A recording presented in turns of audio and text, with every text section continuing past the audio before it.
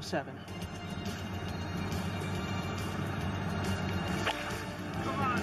Since Aaron yesterday set up an eagle.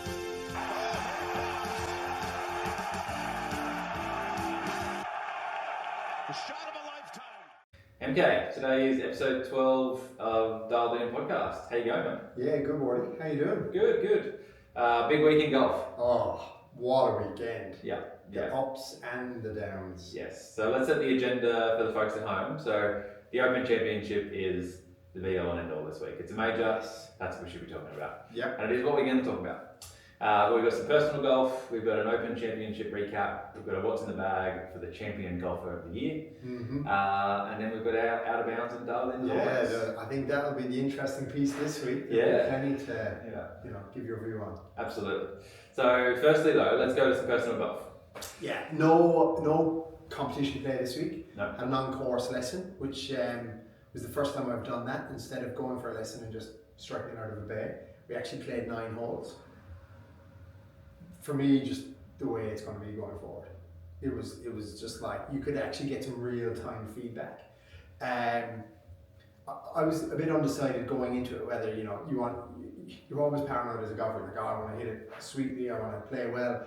I didn't hit it that well, and it was even better because I got better feedback. The lies all weren't middle of the fairway or first cut, and it made it like good from the point of view, okay, what club are you playing in this instance? How are you playing this shot? Where are you aiming for? And I think that's the bit where my golf is at the moment. Like, minimize your downside. So that if you're walking away with par at worst or a bogey, you're still stringing a decent score together. So yeah, it was awesome. And the weather here has been epic the last couple of weeks. Yes. So that also. Cold, but not raining. Like, you can play. Yeah, golf. it was sunny. It was Fine. like 15, 16 degrees. Yeah. You're happy to be out there. Yeah.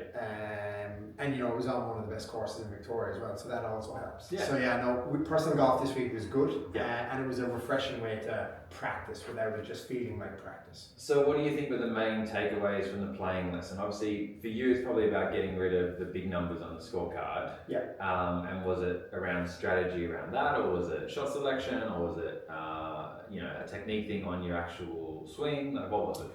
For me, what I've realised over the last couple of weeks, the big scores have started to disappear, which is good.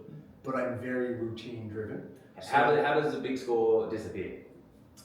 Just for me, like the big issue I had was kind of leaving it in a very favourable place off the tee box. Yep. It was either really good or shit house. And that being removed, it's like, okay, well, from your second shot in or third shot into a green, what are you doing here for the level that you're at that's going to give you a scoreable chance? And that's been the big piece. But for me, it's like bedding down a routine. So one of the things for me is just like the pace at which I take away my club. If I get too quick, it all goes out the window. So even when I have that practice swing and you just hit thin air, it's like, okay, just reset. You just need to do a half a swing, clip the grass, kind of reset into your routine. And that focus for me has really worked.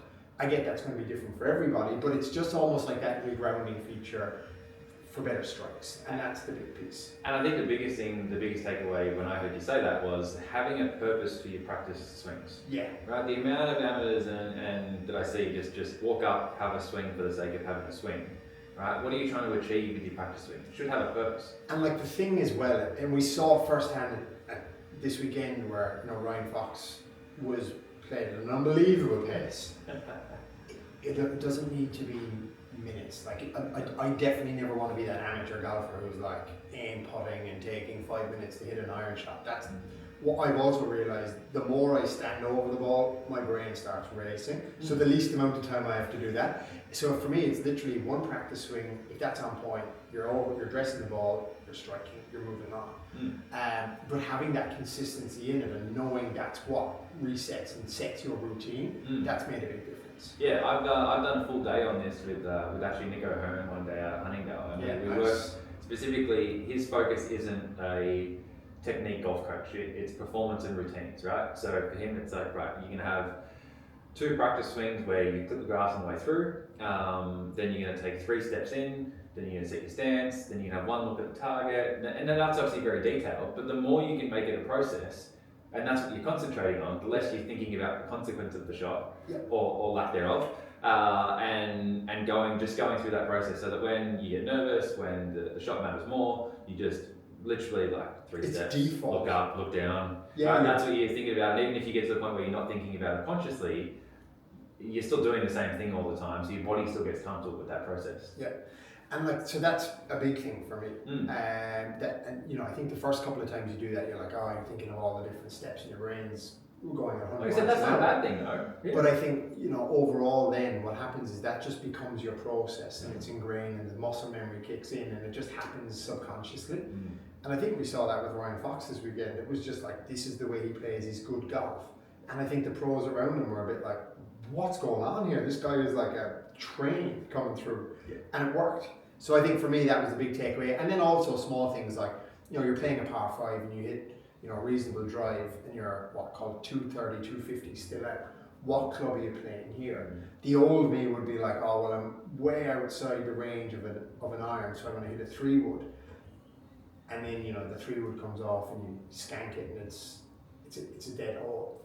It's more like, well, actually think about this for a second. If you play a 6-iron or a 7-iron in here, and you're playing your 3rd wedge onto the green, you're still in a very scoreable position from my side of things. And I think that's the bit where I look at it and go, a lot of amateur golfers probably make that mistake where you go for the hero shot, or what you feel is, maybe not even you think you're playing a hero shot, but because it's so far, I have to hit this club. That isn't necessarily the case, and more so on par 5s. Yeah, and there's an interesting, I think I saw it somewhere in Golf Digest once, that laying up to a certain distance parameters, if you've got trouble both sides, and it maybe comes back to decade and strategy a bit more as well, if the fairway's the same width all the way down, right, obviously, you know, you might actually be better off still hitting 3-wood. Provided though, it's not a hero shot, right? That's what we're trying to avoid, the hero shot. Yeah. Because even if you're not hitting the green with a 3-wood, if you can get it around the green, as an amateur golfer, you're still more likely to make a better score doing that than you are laying up with a 6-iron and then you'll stuff up the wedge, right? Yeah. So it's that contrast, especially when you get to your sandbelt courses like Vic, where it's hard, right? It is, it's narrow, and yeah, you know, you go left or right, and you know, you're playing out of the trees. You don't have a shot in, you're chipping out. That's where you're getting your 7s and your 8s from. On both the 9s on the course, you've got one par 5 that's a bit wider and one that's a bit narrower. So I think it's just having the know-how to play those holes properly. Absolutely. Yeah. So that was the personal golf this week, Nice. which was good. So no complaints. All right, so I can't wait to hear the next one where we're not sticking to a bay, we're just on course all the time. I love it. Yeah, well, that's what we've landed on, and it's going to be try and do one of them a month. Great. You know, that's going to ebb and flow. But I think it's just kind of bringing you back to the basics every time. For me, I'm guilty. I just want to play more than practice. But you've got to bed it in. Yes. Yeah, and I think otherwise it's just supervised practice, right? Yeah, 100%. Yeah. The other part is, you know, you get feedback in those practice sessions where, okay, the club is like this at this position of your stance or your swing. Correct it. And then you hit lots of good shots. Whereas when you're out on the course playing on your own or on a Saturday, you ain't looking at it that way. You're like, oh, why is the ball gone right? Why is the ball gone left? And then it's actually bringing you back to that when you come back to actually a practice mindset post. And even being able to self-diagnose when you're on the golf course so that you can fix the things more quickly, right? Like you wouldn't see a professional golfer hit the same bad shot like too many multiple times in a row, right? They're not going to hit the same snap hook 3 times in a row without being able to fix it. Right, whereas as amateur golfers, you probably do it all day because you don't know how to fix it. That's it. You do that in hole 1, it's there till the hole 18. Exactly. So being able to go, okay, well, I did that because I know my tendency is this, and then correcting it from there. That's the big piece. Yeah. But we're getting there, we're making strides, that's the main piece. Yeah, huge. Love it. But yes, in the age of aim point, what a refreshing week to see someone take, 22 seconds, I think, from lining up his ball to hitting it. We spoke about it a couple of weeks ago about Aaron Rye being a win for the good guys. Ryan Fox was the win for the good guys. Yeah. Like, what a refreshing way to play golf. From shooting 62 on Saturday to just how we played that last 5 holes. Yeah. Like, it was just, I see the shot, I pick the club, I take the shot. Yeah. And he was in that groove. He was in the zone. Yeah. Even to when he hold that winning putt. Yeah. People were like, is he going to celebrate? Is he going to like take in the undulation? Yeah. he was gone. He was. Yeah. I I'm was saying this guy. actually a bit disappointed with the celebration. I was like, give it some more. That was it. I reckon he was just so in the zone that he was like, I gotta get here. And like he was motoring. Yeah. His caddy had a better reaction than he did. Caddy fell down on the ground, dropped the flag. I was like, yes, good. It was as like, it should be an advertisement of how golf should be played. Like I think every Saturday golfer now who's lining up putts for a couple of minutes or taking a couple of minutes in the group, they should be like, what are you doing? Move, like. And I think that's what was being really good for it. Yeah, and the fear of that being a hindrance to your score, it's not.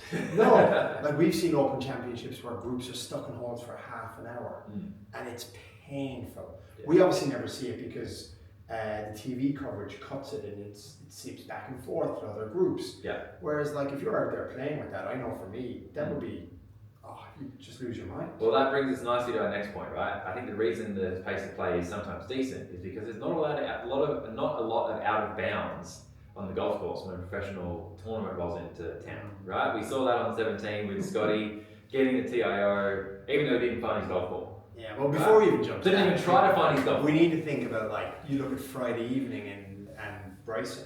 Yes. Okay, let's do the Open Championship in chronological order then. Right. So the big event for the week, as you just said, Friday and well, that was like there was so many big events. That was what I loved about it. Like, it was just like it's an Open Championship that's going to be remembered for years. The weather was unbelievable. Like we're used to watching them in the wind and rain, and they've got the wet gear on, and the mist, and it's a grind. Which I missed. Yeah, I wanted a bit of that. I just think there was so much more entertainment happening. Like you had the 62 on Friday with Lucas Herbert. Like he could not miss. Yes. TV coverage was terrible. We didn't see Sam Burns doing exactly the same thing. But two 62s, you had a putt 18 for 61. I was a bit happy that the live golfer didn't break the all-time major scoring record. Come on, he's an Aussie. Get behind him. Yeah, look, that's about the only thing that's like, you know, and he's a Victorian boy, so we've got to stick with that. Yeah. And then you had Bryson's shenanigans Friday night, which led into Saturday. Foxy goes, I'm not going to be outdone, serves up another 62. And then it was like, we've got a championship on our hands here, people. Yeah. And Sunday, that he was the last person I thought we would have been. Well, largest 36-year-old comeback ever. Oh, yeah, but post Saturday he was in there. But when you looked at the leaderboard, it still wasn't him that I thought would be holding the claret jug on Sunday evening. And I think it was just so bloody refreshing. It was. It was just, you know, I think ultimately it's going to be good for the game. Yeah. It's going to be good for us all nearly 40-year-olds who don't quite hold the club the way he should or have the most perfect golf stance. He makes it work, and bloody boy does he make it work. He's playing golf, not golf swing, right? Yep. That's a key takeaway from Mr. Fox. And you know what it was for me? It was like, not everybody would have seen this, but it was something that I looked for. He walked out on Sunday afternoon and he shook hands with everybody as he crossed the bridge onto the first tee box. Whether that was scorers, whether it was referees, whether it was officials. And he did the exact same thing when he finished Sunday night after winning the Open Championship. That is an aspect of what we love about this game, of like just integrity and humility.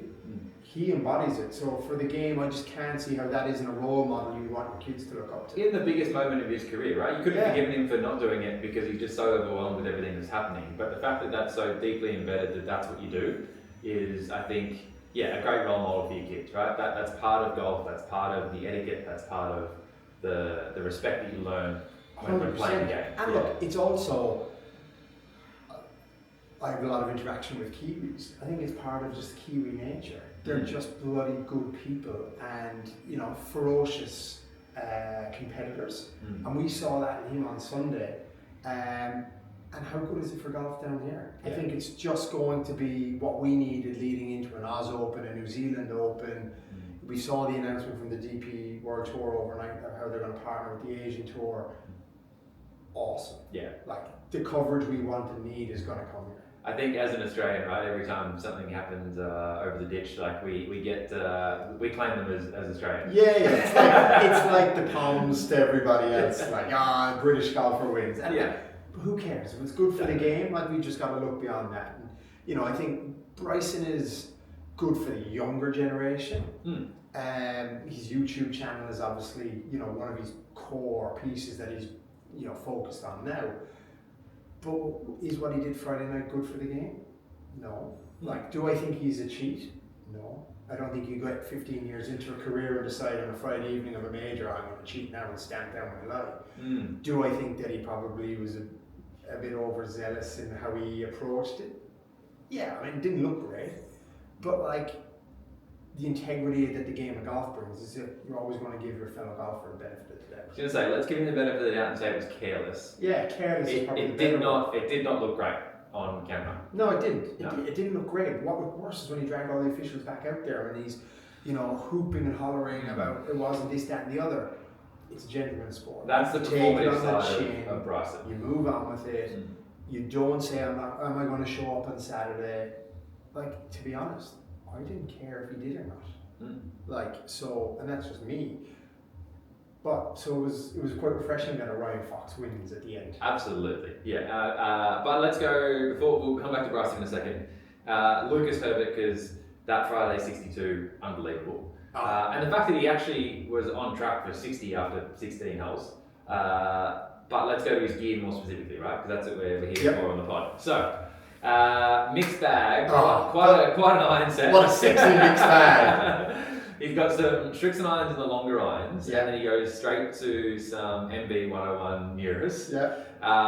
And with a lot just of because you can. Why not, right? Yeah. I know that in the pre-season for Liv, Lucas was in Queensland where he's from, testing all this gear independently, right? He plays a Bridgestone golf ball for the same reason, right? He's a free agent, he can do whatever he likes. And I know he had a very rigorous testing where it was 2 or 3 days. He had his caddy there, he had his coach, and he obviously had someone sort of brand agnostic there helping him as well. Yeah. Going through all this stuff with a loft line machine, with a swing rate machine, with every tool that you need in the workshop. Yes. To get him sort of sorted in that time period when he's away from tournament golf and at the start of the season just going, right, what's the best for me?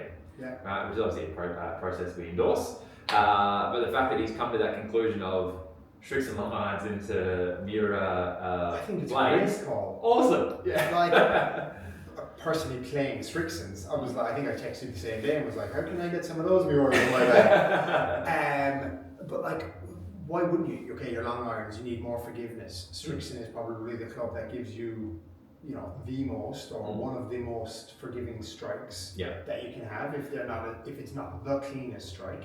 And I joke with you, I call them the baby Muras because, you know, they're Japanese by background, but like they look aesthetically similar. I won't say exactly the same because there's a big price difference, but like then he's coming into something that's like, you know, forged at the upper end of the thing where he can actually control the ball. He can get the most out of those shorter irons.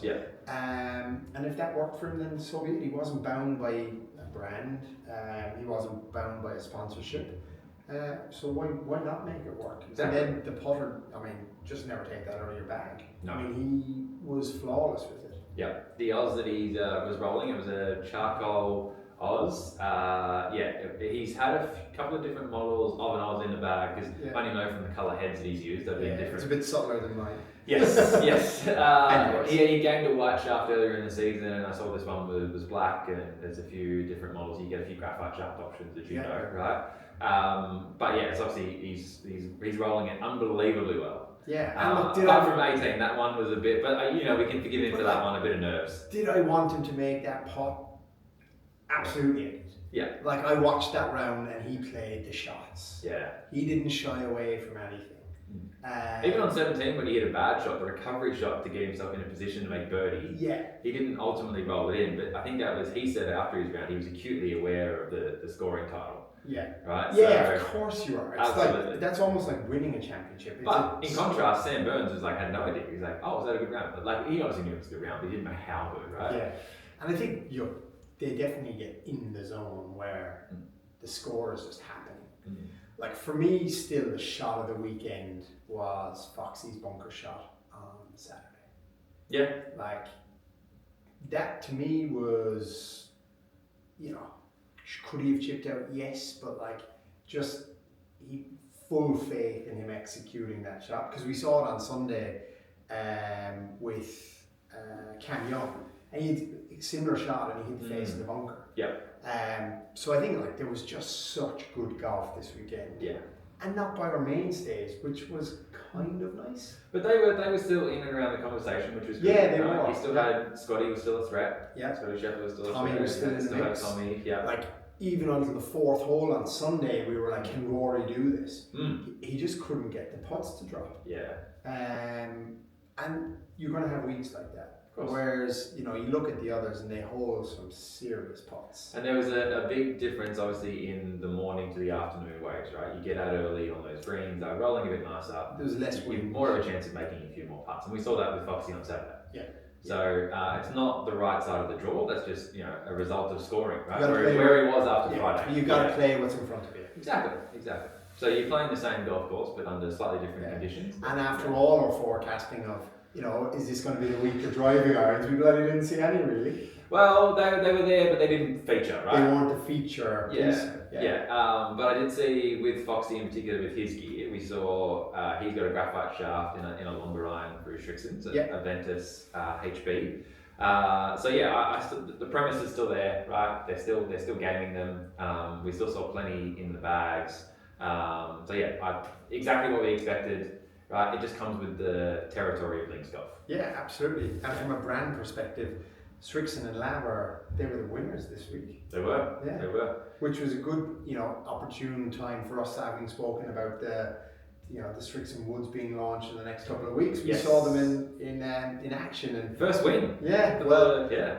If you said to any golfer, you'll be able to stripe a drive like Foxy did on 18 on Sunday, you'd be like, give me that club. Both those shots, right, were unbelievable. Yeah. But to have a win under their belt before the clubs were even launched for the Srixon ZXi RKT, right? We touched on it a few weeks ago, but he's playing the LS model. Yep. Couldn't have hit it any better on 18 specifically. But he's going to look back at those 3 shots in his career, and they're going to be the best 3 shots he's ever hit. Yeah. Unless he wins another major.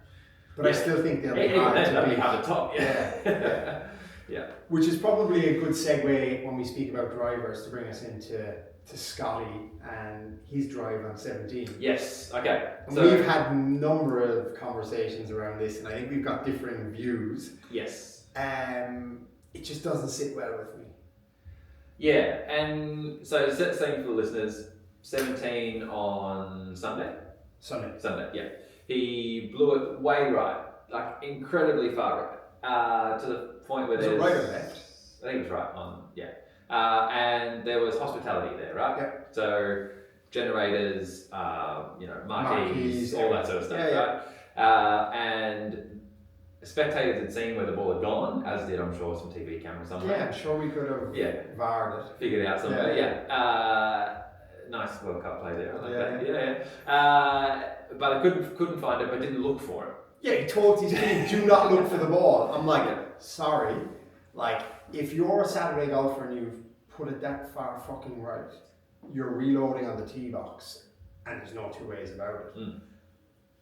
I kind of just don't accept that you get a TIO where you can drop it. It wasn't even from a penalty area. It was like, you can drop it here, and you get to play your shot as if you landed it like within a reasonable area. I was like, that just doesn't stack up in my brain. Like, you are playing the rules at the absolute maximum. He's using it to his advantage, right? Well, it's like, actually, 17 doesn't line up to my eye. I'm just going to smash it right. But this is what you're opening the door up to, in my eyes. Yeah, but you're still playing out of the rough as opposed to playing out of the fairway to hit a good shot. Yeah, but right? these guys, the way the rough would be playing all weekend, they didn't care. It was a bit of a crapshoot though when... Because all the rough was gone, it was burnt out. Like, you were hitting into the rough and it was running back onto the fairway. Unless you were in the situation that Bryson was in, right? I think you got to differentiate. He was in the weeds. Yes, yeah. But that's always a chance when you're hitting it that far offline. But yeah, Scottie obviously used the rules to his advantage, didn't look for the golf ball, dropped it because they knew it went into that TIO area, and made birdie. Yeah, made birdie. Yeah. And I think the bit for me where it's like, okay, you can't find the ball, it's in the hospitality area, you get relief, fine. We've all seen it where, it gets to the back of a green and they get a club length from the back wall of the hospitality. The fact that he was laughing, being like, I told them not to go and look for it. Yeah. That's the bit that I kind of like, come on. Yeah. Like, you need to be better than that at the world number one. And the fact that it's that right. It's not that he needs to be better, it's that the rules need to be changed. better. Yeah, that's probably a better way of looking at it. Yeah. Like, the RLA need to look at it and say, well, that actually isn't a great set of rules for that. I want to see some internal out of bounds. Yeah. I want to see that if you're hitting it that far off the line, the best golfers in the world, that's How just do out you of get bounds. rid of it? Yeah. Go back to the tee. Yeah. Well, like, I even said it to you a couple of weeks ago. You and I take on Royal Birkdale, and we don't have all the spotters that they have. Fuck, you lose about How many shots is that worth? How many shots is that worth? Yeah. Whereas when you have all the cameras and you've got all the spotters, it's like, I'm not going to say it's easy to make the scores that they do, but it certainly saves them, I would reckon, Save shots. 5 or 6 shots easily. Over the course Over of the the week, weekend, for which is a massive. Okay, so like you say in our situation where Scottie was there, in our you're playing probably the 5 or 6 third for us. off the tee, call it, Yeah. and then you're struggling to make, let's say, Bogey. 6. Yeah. If we're realistic, Yeah. he makes birdie. Yeah. That's a 4-shot swing straight away there. You know, it's like that makes a material difference. Yeah. So I think like that was a bit where I was like, no, did it materially impact the weekend? No. But did I kind of sit there and go, it's a bit wishy-washy? I think the ones of the grandstands around the green complexes is different, right? Because the penalty for potentially where the grandstand is might not be that bad, right? Granted, but you But still if get it's 30 meters offline, yeah. well, actually more than that, 60 meters offline, where he ended up, then that should just be out of bounds. Mm-hmm. Off you go. Yeah, 100%. That's what I think. Yeah. And like I actually heard, like to bring it back even to the Bryson piece, I was listening to Kevin Kisner yesterday, and he had a really, like this is an ex-pro golfer, he had a really good view to it, was that he could see, it didn't look great. You shouldn't be doing that, like shouldn't have more about you, granted. Because we saw the rhetoric over the weekend of like, oh, all the cameras were on him, he's playing with world number one, you know, he's going to call Trump. It's like, give me a break. But as what Kisner said, and I thought it was really valid, was like, where was the rules official on course? He was nowhere near him. Why wasn't there, did he see it at that point in time? The piece that he had an issue with is like, you know, are we now going to start calling golfers back 2 and 3 hours post round to say, hey, we didn't like what you did there? Okay if it happens in lifetime, because I think it's banned now, you can't call in and flag an issue. So anything that can't be seen to the naked eye, right? yeah, so like doing it 2 or 3 hours post around as well, it kind of sits in the same bucket for me, and I think that's a very good point for him, where it's like, we just need to be careful that the game doesn't go to third eye camera like soccer and all the other sports. Agreed. Calling it back, and that's what they've tried to outlaw, right? Because they don't want that happening. Yeah. But it's not the walking official's job to referee the group. No, granted. Right? Yeah. They call them in when they need a ruling, but the whole premise of the game that we just spoke about with respect and etiquette and everything else like that is call the penalty on yourself. Yeah. Right? So I thought it was a bit tone deaf to say that it should have been the walking official's job to pull him up, because it's not. Well, I think what he was more saying was that there was nothing seen in that real time. So like, what are we opening up? Okay, Bryson should have made it. He's not looking for it, right? Bryson When you're supposed to walk he'll in. tell you that he didn't think he made or created a penalty. I did nothing wrong. So that's then. But that's up to the integrity of the golfer, right? Yeah. I think that's where it ultimately comes back to is. Geez, I'd hate to think how many penalties would be called against me in a Saturday. And I'm not like saying that I'm a cheating golfer, but like, we've all inadvertently made mistakes. And I suppose what I'm trying to say is here is like, do I think he's a cheat? No. Do I think he should have had more about him? Yes. But do I want to, for the sake of the game, not for it to go that way, where we're looking at footage 2 or 3 hours post round? Absolutely. I think we're going to die all in a ditch at that stage. I think they've done exactly the right thing. I think they've called it out as quickly as they could, right? It's not, you know, a day past it. It's not, you know, you being alerted before you sign your scorecard for the round. I think that's fine. As long as you're doing it before you're signing your scorecard, so that you're not signing an incorrect scorecard and then get a further penalty because of that. And we're not going back to it days later, right? Yeah, you can't. Then going back out to the location, I think that was more Bryson. That was Bryson. Hey, let me get some good footage here. Yeah, exactly. Let me get something for YouTube. Well, there's a reason he didn't do any interviews. He's going to release it on his YouTube channel, and it'll be the whole. And he had to go out to the range and hold everybody up for even longer. I did enjoy the memes though. driving home from dinner after you break up with your girlfriend. Like they were pretty good. I mean, the internet is the gift that keeps on giving. It is. But I think it was handled perfectly, and I think it's up to the golfers themselves to penalise themselves, because that's what the game's all about, right? It's not the walking official's job. It's up to the individuals. Is he on TV more? Yes, because he's in the pointy end of the tournament, right? And some other podcasts have brought that up as well. The guy who's 4 off the cut doesn't have the camera on him, right? Does that mean that he can cheat? No, right? Same thing. Integrity of the game. Call it on yourself, right? Yeah. But it's more consequence for the guy that's on TV, right? But that's part of being at that end of the tournament and being in that position, irrespective of if it was Scottie Scheffler or if it was correct, yeah, or the guy who's won 26 on the money list, right? Irrespective of that. And look, we saw how the pros answered their varying interview questions as it progressed, and all views were valid. I thought they were both great. From the two main ones were Rory and Scottie, right? Yeah. You've got one American teammate on Ryder Cup who took the more PC route. And then you got the refreshing answer, which Rory always gives, that I'm not particularly fond of the guy. Yeah. Geez, there's lots of people I'm not particularly fond of. I just don't get interviewed every Saturday about it. Probably have no friends if I did. But like the point is that it's okay. He kind of said what everyone else was thinking anyway. And if you're sitting in the players' room, the one thing I love about Rory is like no one can say he's a hypocrite.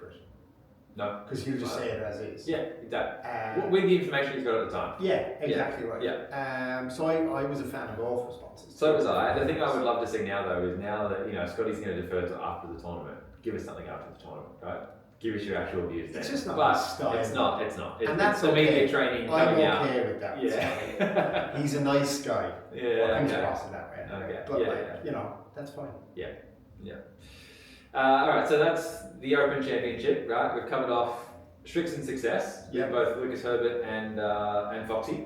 I can't wait to see the RKT woods now from Srixon. They might they make look it good into as well. The Matrix. They do. We've got a What's in the Bag post up on our Instagram, so definitely for our listeners, check that out. That's got full specs. That's got shaft models. That's got lie angles. It's got everything. The one thing we didn't touch on yet was his putter. Right, so you had a Ping 2D Anser, a bit bigger head shape. It's got an 8-iron shaft in there. 40 inches long. We've got another winner with another sort of essentially counterbalanced setup, right? With a long grip. He had a massive Super Stroke 17-inch grip on there as well. So that seems to be a mainstay of the week. They're going for a run. Whether it's Hovland, whether it's Ryan Fox, whether it's Wardy, everyone's getting them. Yeah. What are you trying to do? Upsell the rest of us to get them into our putters? Wyndham Clark. Well, the difference. Wyndham Clark's thing is still a Frankenstein of a putter. It's just heavy. 20 seconds. Yeah, that's great. He literally saw his line, stood up, bang. I was watching on TV, I missed it. Yeah, but this is what they were saying. They were like, the video coverage couldn't keep up with him because he was going so quickly. Yeah. So they were going from shot to shot. And they were like, oh shit, he's already in taking the shot. Yeah, it's 3:30 in the morning. I'm trying to make a coffee and he's already putted. I think it was like CBS were saying that when he got into the bunker to chip out on 17, that they had to actually cut the tape because he'd taken the shot so quickly that they couldn't get the camera back in time.